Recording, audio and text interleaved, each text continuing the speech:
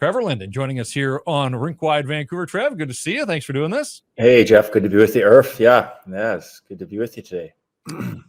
Obviously a player, an executive. I know that you have moved on and found other passions after your playing days in life and in recreation. But at this time of the year, are you still a hockey guy at heart?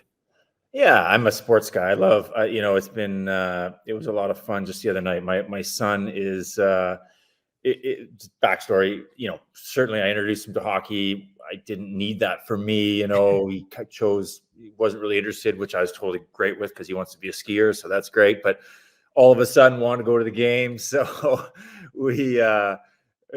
he's never been to a game before. So it's kind of his first one. And it was just so much fun. We made that sign the Saturday before. And despite, a couple of the letters being backwards and a word spelt wrong, it made it to the rink and on the Jumbotron, which I never thought would happen. But it was a lot of fun being there, Jeff. And as you guys are talking about, something special about playoff hockey. I'm not sure there's any sport that comes close to the competitiveness, the uncertainty of the outcome, and just just how great spring is when teams are chasing the Stanley Cup. It's such an iconic trophy and so difficult to win. So it's a fun time in Vancouver, and for Vancouver fans, it's been a while since we've seen playoff hockey in our home rink. So it's been a lot of fun.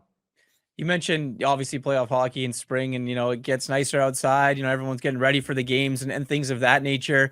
How much different is this city, Trevor? Because it definitely comes alive. You've been in here as a player, you've been in as executive, and obviously now as your fan, you're watching these games and going to these games and watching them with your son. How much more alive does this city become when it is playoff time? That's what's cool for me, because I can see just in some of the players' comments, the guys that, maybe this is their first time playing in a Canadian city. Maybe they've played here in a, take JT Miller. He's played here for several years, but now he's seeing a totally different side of what hockey is in Canada. And all of them are going to get blown away with the level of intensity and just the passion around this next series. Edmonton, Vancouver, you can't get much better than that. And so there's going to be a lot of excitement. And I just for the players, I just think of them and just how special this time of year is.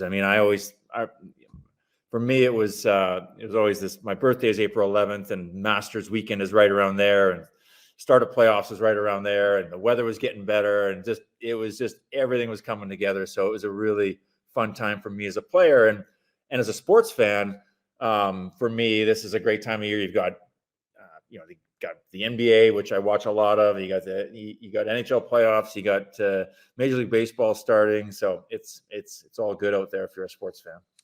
I'm just curious, what struck your son about the atmosphere in the building the other night? What were his takeaways?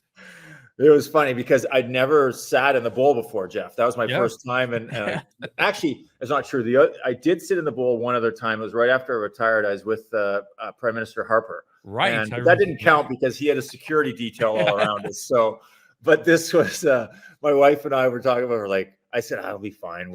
And so he thought it was pretty funny that we were walking through the concourse and people were chanting my name and wanted to take photos. And he thought that was pretty cool. So, but he was just full of questions, Jeff. It was really, he's 6 and he's a very curious kid. So he was asking me all sorts of things. Did you play in this arena, Dad? I'm like, yes, I did. And he goes in and he's like, well, why aren't you playing anymore? Why'd you stop playing? So it was good. It was super fun. We didn't see a win, but that atmosphere in Rogers Arena is pretty special. Were you having any flashbacks at all throughout that series? It reminded me in some ways of the 2007 series against Dallas, where goals were just so hard to come by. Now, goaltending was incredible with Luongo and Marty Turco back then. Yes. But, it's funny, this high-scoring Canucks team for much of the season, and man, did they have to grind, obviously, to get the goals that they needed to win that series. For sure, Jeff, and give them credit. They bought into that's the way we're going to have to win, and I think that shows a lot of maturity on their part, and just shows you the kind of the strength that they were able to play that style of hockey, and that's tough sometimes. It's patient. You got to just wait for your chances, and I thought they were coming back for Game 7. I thought for sure Nashville would win at home there, at least once at home. But give them credit, they stuck with it and played really well in that third period in Game 6 and just grinded it out. And Brock made a great play, and so they got it done. So and this next series presents a whole host of other challenges, as you guys were talking about earlier. No, absolutely. That's kind of one of the things that I wanted to ask you. You mentioned, different set of challenges, different team, a team that, before the season, the Edmonton Oilers, everyone has them pegged to be in the Stanley Cup final. And you have this Vancouver Canucks team that kind of came out of nowhere this season, really exceeded everyone's expectations. They're young. Now they've made it through this first round and they go in. And is it that, Trevor, you don't really have any pressure? It's a young team led by their young captain in a situation where you once were in Quinn Hughes. Yeah. I mean, no, just Edmonton's had an interesting season. I mean, I thought they were done. I mean, they were so off to such a poor start early on, and I was just like, boy, you get that far behind, it's tough. But they've had a heck of a second half, second 3 quarters of the season. So, and I think just the experience that these guys are gaining, being in a playoff, and I think it's different from the bubble. You can't compare that. I mean, you've got the pressure of opening up at home here. You've got the pressure of, back and forth, different rinks. So it's a different situation than the bubble presented. But and I think this young Vancouver team, I mean, is certainly, and it's almost like you're playing for free now, right? I mean, you've got through that first round. I mean, I do think that this team, Vancouver's defense could pose some challenges for Edmonton. I mean, they're long, they're rangy, and that's hard to play against, especially when you think about the skill on the other side. But that's a real key to the series. So, and then the whole goaltending thing has been crazy. Who would have thought? Demko goes down after Game 1, shocked everyone. You think, up, series over, and then the Smith is out, and then now they're, But it's an amazing story, and it's been a lot of fun to be watching. Pretty incredible too, Trevor, that the Canucks have won a playoff series with really next to no contributions from Elias Pettersson. And it has been a struggle. And I just wonder, I don't want you to speak for him, but you knew him a little bit, obviously, as he entered the organization. We've seen what he's done when he's on, but just the player's mentality of, I don't know if you went through this at any point. Most players do at some point where they struggle to find the top of their game. Like, what do you see or what don't you see in Elias Pettersson that he's going to have to figure out here to elevate his game? 100%, Jeff. I mean, watching that Game 4, when they came back, they were down 2 and came back, and I was just like, I actually thought Elias played much better in Game 5. But for them to have any sort of chance, he's got to be their best player or one of them. And I just don't. And you're going to go through times where you're not feeling it or not seeing it. But for me, Elias just isn't in the fight. And you know what I mean? And let's be honest here. Playoff hockey is about, it's a war. I mean, and you see how some of these guys are approaching. It's an all-out battle. And it's not so much about, making plays. It's about just competing and it's just, for me, when I watch Elias, he's just got to get in the fight, and he's capable of that. But that's gonna bring him in and maybe get him going a little bit. But they will not win this series if they don't have him as one of their best players. Yeah, you mentioned that. Obviously, there's been a lot of talk about Elias Pettersson basically since the All-Star break, to be completely honest. And the whole contract thing came out and everyone was all over that. So he really definitely hasn't been himself. But Trevor, if you kind of look at the series, you handicap it a little bit. Like, the advantage obviously is the Edmonton Oilers with their star power and things like that. But from a Canucks perspective, other than Elias Pettersson, like, who are you looking towards to be kind of an X factor here for Vancouver? Yeah, I think it comes down to the big three on, or not they're the big three on the back end. It's Zadorov and Soucy and Myers, and I just think it's how those guys, they can, and I think Vancouver's ability to play team defense, and also Jeff, you touched on it earlier, just discipline. They can't afford to take bad penalties. I mean, there is just no room for any. You're going to take some penalties, absolutely, but you cannot take unnecessary penalties. And the way this team competed and defended in round 1 will serve them well. but they've got to generate more offense as well. I think this series is going to take on a different tone. I mean, than that Nashville, defensive, difficult. Oh, yeah. So it'll be interesting to see how the series sets up. But like they're not going to win without their best players being their best players. That's Brock. That's JT. That's Elias. I thought Garland had a really good series. He's a competitive guy, and that's critical. But and they're going to need the Blugers and the Joshuas, and they're going to need those depth guys, the Lindholms. I mean, you can't just rely on your top guys for everything. You need, and that's the one strength with this Vancouver team. They've got great depth up front. They've got great depth on the back end, and they've all got a. It's going to be a total team effort, guys. I'm going to grab a power cord. Give me 1 second. My computer's going to die. I'll be right back. All right. Trevor Linden getting a power cord for Elias Pettersson. Yeah, well, Canucks may need to power up here ahead of the series against the Edmonton Oilers. I got a couple other things that I want to ask you. It's crazy to think that it's been 32 years since the Canucks and the Oilers met in the playoffs. Now, you got to go all the way back to the spring of 1992, and who was a member of the Vancouver Canucks. So I'm going to pick Trevor's brain here in a second. Are you powered up, Trevor? Are you? I'm back. You're back with us. Help me out here, because 32 years since the Canucks and the Oilers have met in the playoffs. Wow. Second round of 1992. Wow. I'll admit I had to go back and look it up, and I know Joe Murphy scored an overtime goal for the Oilers, and one of the things, Joe was a year ahead of me in high school, so I kept pretty close tabs on him throughout his career. What do you remember, if anything, about that series with the Oilers? Yeah, that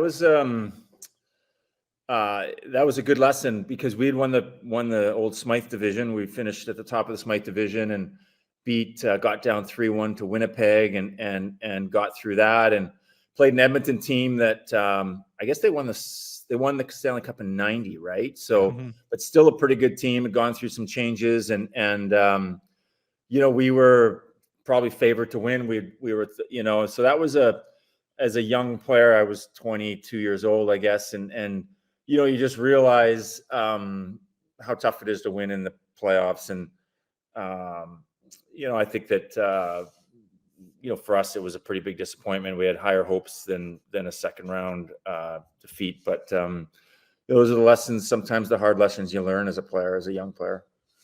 Do you think that's kind of where the Oilers are in their evolution now, that if they are to go out early here, there's going to be so many questions? I mean, obviously Toronto's facing all of that same sort of thing, but this is an Oilers team, as Irf said. Like, they've had the playoff failures the last couple of years. They've had some wins, but they haven't had that long run.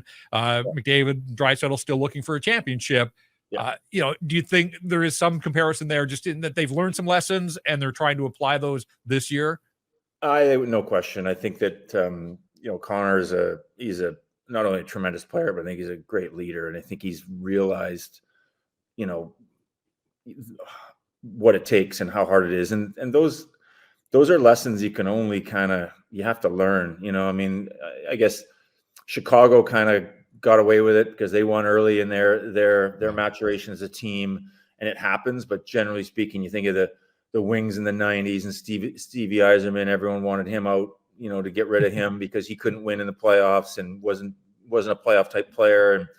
And so I think this, when you look at Edmonton, and your window is short, I think it's shorter now than ever because of, the economics of the game. And you look at how great, Draisaitl and McDavid are, and their time is now. I mean, you've got, and as a player, I think certainly as you get a little bit older as a player, you realize your chances they're so limited. You just need so many things to go right. You need your team to stay healthy. You need some bounces. You need some breaks. You need a little luck. You need to play well. All those things, and it's a war of attrition to get through. To the finals, and it's so I think they understand it.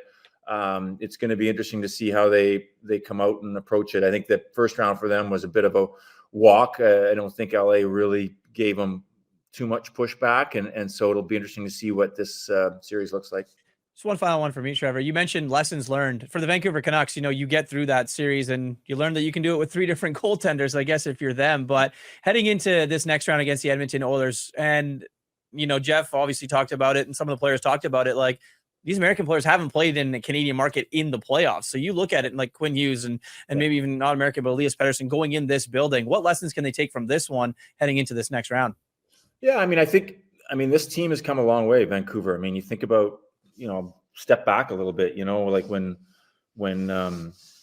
Travis was here, and basically the same group. And I think there was a real thought the young players kind of didn't want to play the way Travis thought that they needed to play to win. And then Bruce came in and it was kind of like, well, play however you want. And that was fun for a while, but they realized that we're not going to win. Like, it doesn't matter how talented you are.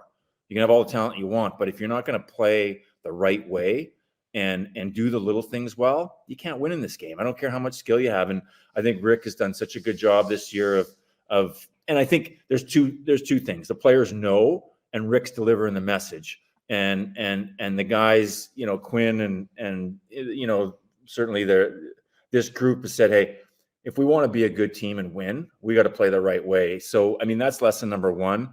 And I think that this first round win against Nashville will just reemphasize that, that, hey, you know what, you want to play 0-0 hockey? We'll play 0-0 hockey with you right to the right to the last minute and win it in the last minute. And that's a huge confident building type of win they had, that, you get into playoff hockey and we can win a defensive battle.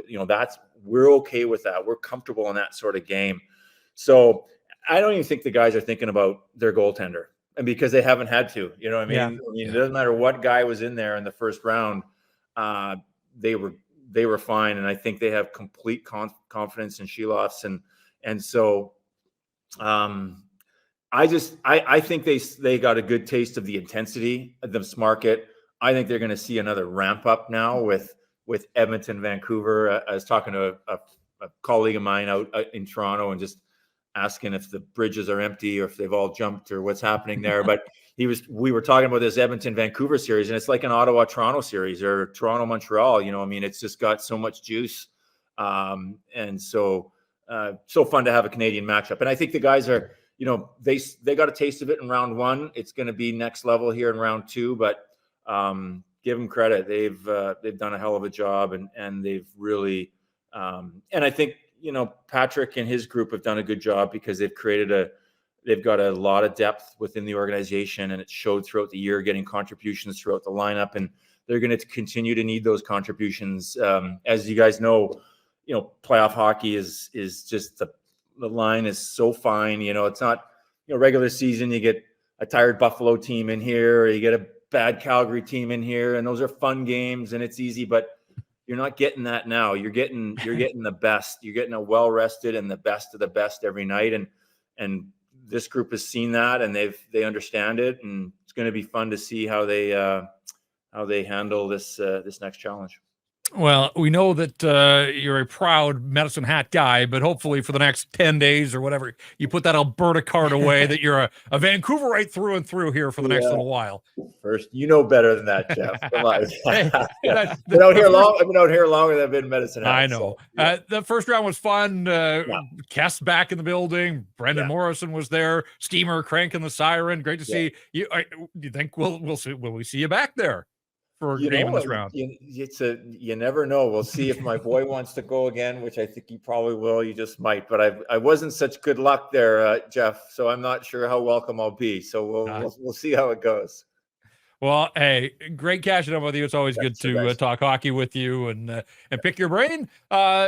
Thanks so much for stopping by here and helping us set up round number 2. Thanks, Trevor. Thanks, Irf. Thanks, Jeff. Have a good one. Enjoy it. There you go. Trevor Linden, the former captain and the former president of the Vancouver Canucks. Thanks for watching this video. For more great content from Canucks Army, check out Sakaris and Price, Rink-Wide Vancouver, or our show, Canucks Conversation. We're your one-stop shop for interviews, breaking news, and a live Canucks postgame show hosted by Jeff Patterson.